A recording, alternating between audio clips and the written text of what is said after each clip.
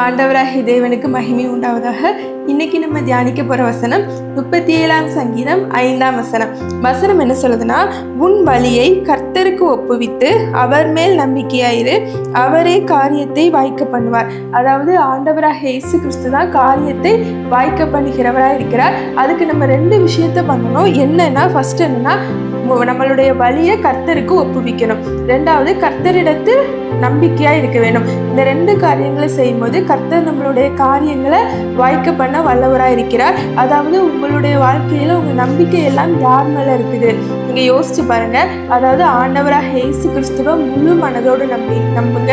உங்க வாழ்க்கையை ஆண்டவருக்கு ஒப்புவீங்க. அப்போ கர்த்தர் உங்க வாழ்க்கையில நீங்க நினைப்பதற்கும் வேண்டுவதற்கும் அதிகமா உங்க வாழ்க்கையில செய்வார். உங்க காரியத்தை வாய்க்க பண்ணுவார்.